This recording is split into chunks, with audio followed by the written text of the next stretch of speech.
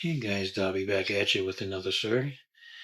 The Betty and Barney Hill abduction, September 19th and 20th, 1961.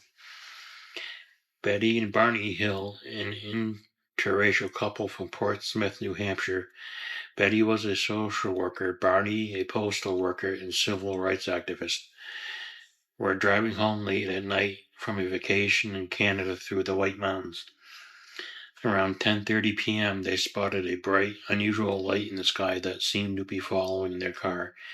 It grew larger and moved erratically, not like any plane or star they knew. They stopped the car. Barney used binoculars and claimed he saw a disc-shaped craft with multicolored lights that looked like windows. Figures were visible inside. Suddenly panicked, they drove off, but the object pursued them. They heard a strange beeping or buzzing sound, felt drowsy, and experienced a tingling sensation. When they finally arrived home about 2 hours later than expected, they had missing time.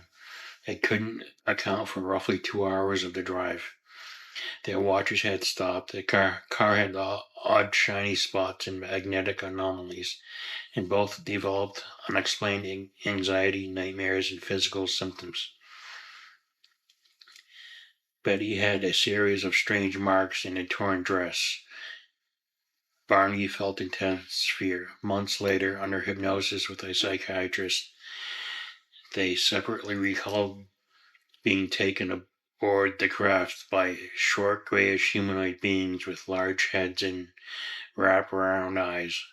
They described medical examinations, including a needle-like probe into Betty's abdomen, communication via telepathy or symbols, and Betty being shown a star map pointing to the alien's origin, later interpreted by some as the Zeta Reticuli system.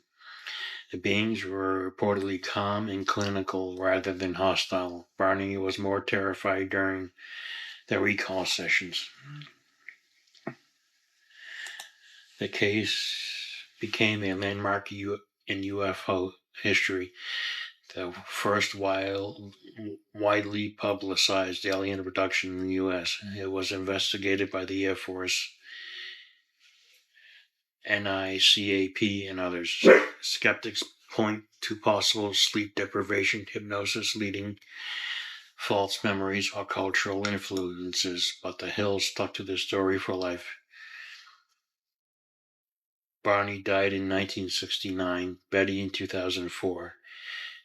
It inspired countless books, documentaries, and helped shape the modern abduction narrative.